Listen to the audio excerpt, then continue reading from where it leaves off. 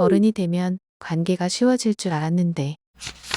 13장 이 나이에도 새로운 친구를 사귈 수 있을까? 친구를 만날 때도 재고 따질 것이 많아진 나이. 이제는 새로운 친구를 사귀기 어렵지 않을까요? 상담실에서 만난 많은 사람들이 공통적으로 묻는 질문입니다. 나이 들수록 배우자, 자녀, 직장 동료 등 오래된 관계가 늘어나고 새로운 사람을 만날 기회가 줄어들기 때문입니다. 어릴 때는 학교 등 한정된 공간에서 긴 시간을 함께 보내야 하는 환경이 자연스럽게 새 친구를 만들어 주었다면 이제는 그런 기회가 많지 않습니다. 누구를 만나든 각자의 삶이 이미 확고하고 지켜야 할 것들도 많아졌습니다. 예전처럼 새로운 친구를 알아가는데 많은 시간과 에너지를 쓸 수 있는 상태가 아닌 것이지요. 여기에 은근한 비교와 경쟁도 끼어듭니다. 처음에는 괜찮다가도 조금만 가까워지면 친구가 사는 모습이 눈에 들어옵니다. 어떤 집에 사는지, 어떤 차를 타는지, 배우자는 무슨 일을 하며 아이는 공부를 얼마나 하는지 같은 것들 말입니다. 오래된 친구와는 달리 새로운 관계에서는 서로에 대해 잘 모르다 보니 작은 차이도 크게 느껴지곤 합니다. 그래서 어른의 우정은 저절로 만들어지지 않습니다. 처음 만나자마자 친구하자. 그래. 를 주고받던 어린 시절과는 다릅니다. 여러 가지를 따지고 조율하며 신중하게 관계를 만들어갑니다. 생각할 거리가 많아졌다는 것은 관계의 순수성이 훼손되었다는 이야기가 아닙니다. 오히려 서로의 바운더리를 지키며 더 성숙한 관계로 나아가게 될 수도 있습니다. 여기서는 나이가 들어서도 새로이 깊은 관계를 만들 수 있는 조건들을 생각해 보려고 합니다. 1. 괜찮지 않은 나를 드러낼 수 있는 안전한 사람일 때. 첫 번째 조건은 나의 단점이나 약점도 드러낼 수 있는가입니다. 누구에게나 보여줄 수 있는 잘 정돈된 모습만 내보이는 관계는 깔끔할 수는 있지만 깊어지기는 어렵습니다. 어려운 직장 상사나 거래처 미팅에서 만난 담당자와 다를 바가 없지요. 인간은 본능적으로 안전하다고 느끼는 관계에서만 진짜 자신을 드러냅니다. 여기서 말하는 안전함이란 나의 말이나 행동, 내가 처한 상황을 자기 멋대로 평가하지 않고 있는 그대로 받아들인다는 확신을 의미합니다. 혜영 씨와 미주 씨는 학부모 모임에서 만나 가까워졌습니다. 어느 날 근처 카페에서 같이 커피를 마시던 중에 혜영 씨가 잠시 머뭇거리다가 입을 열었습니다. 사실 나 요즘 우리 민준이 때문에 힘들어 죽겠어. 혜영 씨의 아들 민준이가 학원에서 자신보다 어린 동생들을 괴롭힌다는 이야기였습니다. 혜영 씨는 학원에서 전화라도 오면 깜짝깜짝 놀란다고 토로했습니다.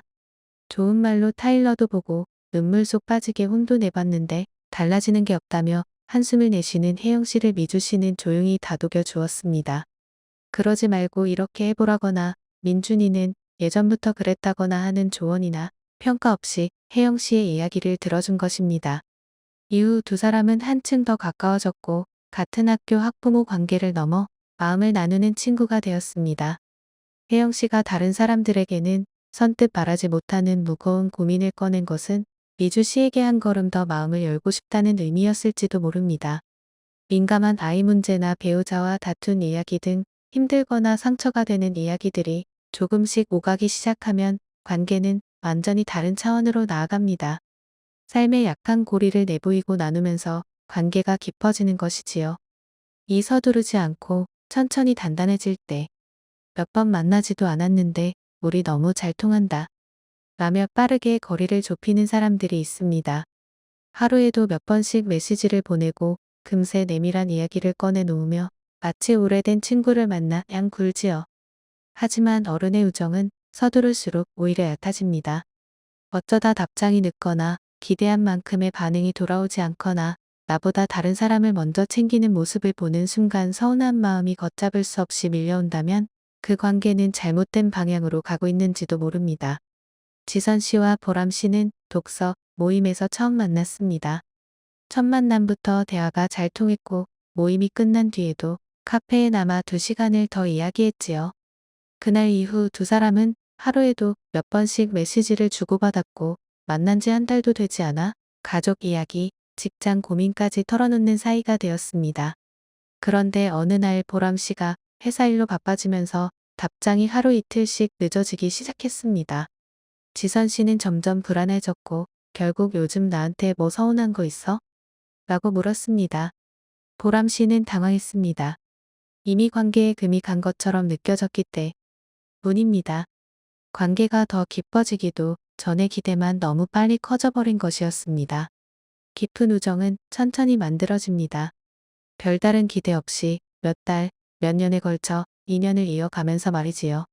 계절이 여러 번 바뀌고 서로의 좋은 날과 나쁜 날을 모두 같이 지나야만 신뢰가 쌓입니다. 그리고 그 신뢰만이 관계를 단단하게 만듭니다. 중년의 편안하고 끈끈한 우정은 한순간 튀는 스파크보다 은근하게 다져진 신뢰 위에서 오래 이어집니다. 삶 내 입맛대로 상대를 바꾸려 하지 않을 때 마흔 이후에 만나는 사람은 대개 이미 자신의 삶에 충실합니다. 말투, 습관, 감정을 다루는 방법, 관계를 맺는 기준까지 자기만의 방식이 확고하지요. 그래서 깊은 관계를 위해 필요한 것은 상대를 내 입맛대로 바꾸는 능력이 아니라 그가 살아온 삶을 있는 그대로 이해하는 능력입니다. 직장 동료로 만나 가까워진 윤희 씨와 정아 씨가 그런 경우였습니다. 윤희 씨는 마음이 생기면 바로 연락하고 주말에도 훌쩍 만나자고 제안하는 스타일이었습니다. 반면 정아 씨는 먼저 연락하는 일이 드물었고 주말은 가족과 보내거나 혼자만의 시간으로 채우고 싶어 했지요. 윤희 씨는 처음에 서운했습니다. 나만 애쓰는 것 아닌가 싶은 생각도 들었습니다. 하지만 어느 날 정아 씨가 나는 원래 연락을 자주 못하는데 그렇다고 마음이 없는 건 아니야 라고 말했고 윤희 씨는 그제야 정아 씨의 방식을 이해하게 되었습니다. 그 이후로 두 사람의 관계는 오히려 더 편안해졌습니다. 바꾸려 하지 않고 이해하기로 했기 때문이었습니다. 연락이 드문 사람을 자주 연락하는 사람으로 바꾸려 하거나 혼자 있는 시간이 꼭 필요한 사람을 매일 만나려고 하면 상대는 지치고 관계는 금세 삐걱거립니다. 늘상 사람들을 만나고 자주 연결되는 것에서 에너지를 얻는 사람이 있는가 하면 혼자 있는 시간을 통해 관계에 쓸 에너지를 충전하는 사람도 있다는 것을 인지해야 합니다. 나이 들수록 서로를 고쳐 쓰는 관계가 아니라 서로의 다름을 알아가고 각자 다른 방식이 어떻게 작동하는지 그 원리를 깨우쳐가는 관계입니다. 이상화하지 않고 있는 그대로 바라볼 때 새로운 관계가 설레는 이유는 상대를 아직 잘 모르기 때문입니다. 우리는 모르는 부분을 상상으로 채우고 그 상상은 대개 실제보다 좋은 쪽으로 기울지요. 처음 만났을 때 잘 통한다고 느낀 사람에게 드디어 나를 완전히 이해해주는 친구를 만났다라는 기대를 걸기 시작하면 관계는 현실이 아니라 내가 만들어낸 상상 속에서 시작하게 됩니다. 순영 씨는 봉사 모임에서 만난 제이 씨가 처음부터 마음에 들었습니다. 말이 잘 통하고 생각의 결이 비슷하다고 느꼈지요. 이런 사람을 기다려왔다라는 생각까지 들었습니다. 그런데 몇 달이 지나면서 제이 씨의 다른 면이 보이기 시작했습니다. 약속 시간에 자주 늦었고 자기 이야기를 할 때는 열정적이었지만 순영 씨의 이야기에는 잘 집중하지 못했습니다. 순영 씨는 적잖이 실망했습니다. 내가 사람을 잘못 봤나 싶었지요. 하지만 곰곰이 떠올려 보니 순영 씨가 보고 싶은 모습만 보았을 뿐 제이 씨는 처음부터 그런 사람이었습니다. 순영 씨는 기대를 조금 내려놓기로 했습니다.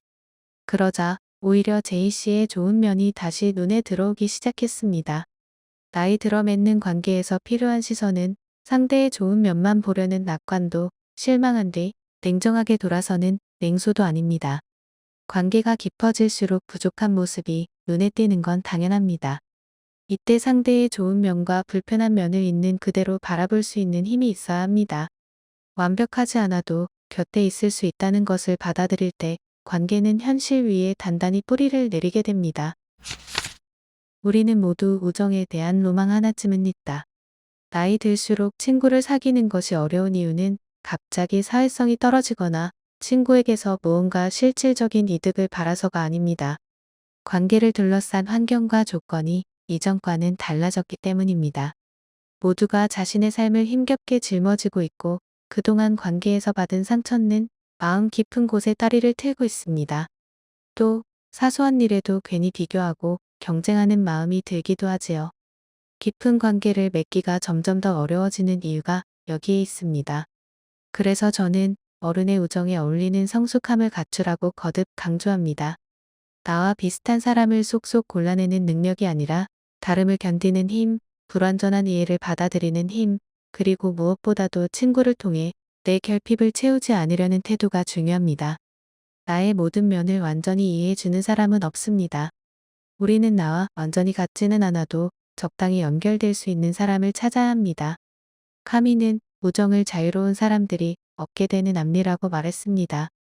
이 말은 어른의 우정을 설명하기에 더없이 적절합니다. 우정은 소유하거나 구원하려 들지 않고 내 결핍을 대신 채워달라고 요구하지 않을 때 가능해집니다. 나와 다르다는 이유로 밀어내지 않고 완전히 이해할 수 없다는 이유로 포기하지 않아야 합니다. 어른의 우정은 그런 자유로운 사람들 사이에서 천천히 생겨나는 알매 가깝습니다.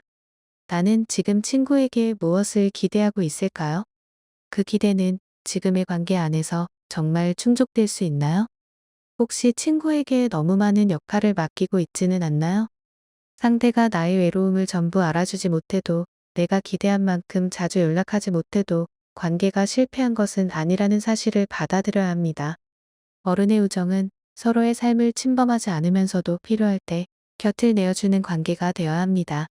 가끔 안부를 묻는 일, 오해가 생겼을 때 해명하려는 노력, 오래 만나지 못해도 관계가 끝났다고 단정 짓지 않는 것, 그리고 무엇보다 내가 줄 수 있는 만큼 주고 받을 수 있는 만큼 받는 균형을 익혀가는 것이지요. 나이가 들고 인간관계의 생로병사를 여러 번 겪어도 타인과 연결되고 싶은 마음은 우리 안에 여전히 남아있습니다. 어쩌면 우리 모두에게 우정에 대한 로망 같은 것이 있는지도 모릅니다. 나이가 들어도 그 로망은 채워질 수 있습니다. 다만 어릴 때처럼 저절로 주어지지 않을 뿐입니다. 앞으로의 우정은 서로 이해하고 조율하고 견디고 선택하는 과정 속에서 만들어집니다. 그래서 더 어렵지만 반대로 그래서 더 깊어질 수 있습니다. 그리고 바로 그 점에서 앞으로의 우정은 가장 성숙한 관계라고 할 수 있습니다. 아직 이 관계를 포기하고 싶지 않은 사람들을 위해 사실 이 책을 갈무리하는 자리에서 다시 사랑을 이야기하기까지 조금 망설였습니다. 관계를 말하는 책에서 사랑은 너무 크고 때로는 너무 낡은 말처럼 들리기도 하니까요. 하지만 여러 번 돌아보고 덜어내고 다시 쓰는 내내 변하지 않은 주제가 바로 사랑이었습니다. 우리는 살아가며 때때로 이별을 당하고 이별을 선택하기도 합니다. 어떤 관계는 과감히 끊고 빠져나오는 것이 맞습니다. 그러나 어떤 관계는 더 공들여 바라보고 물어보고 조율하며 계속 키워가야 하지요. 슬픔과 어려움을 딛고 관계를 포기하는 대신 끊임없이 화해를 시도하고 살아가는 모습을 보며 어른이 되어서도 관계를 배운다는 것이 무엇인지, 그리고 삶에서 무엇을 끝내 놓지 말아야 하는지를 생각하게 되었습니다. 결국 지금 관계를 어떻게 끌고 나갈지를 선택하는 것은 각자의 몫입니다. 다만 그 관계를 너무 빨리 포기하지 않았으면 합니다. 실망하고 흔들리는 순간에도 아직 남아있는 마음을 함부로 부끄러워하지 않았으면 합니다. 어른이 되었는데도 사람이 서툰 이유는 살면서 한 번도 이런 사실을 배우지 않았기 때문입니다. 그리고 나이가 들수록 나 자신과도 타인과도 관계를 맺는 방법을 누구도 가르쳐주지 않습니다. 오직 여러분 자신만이 스스로 헤쳐나가고 선택해야 할 몫이지요. 독자분들이 천천히 한 걸음씩 나와 너를 모두 지키는 사랑을 다시 배워갔으면 좋겠습니다. 여전히 관계를 포기하지 않고 그 한 걸음을 딛고 싶은 모든 분들께 이 책이 부디 조금이라도 닿았으면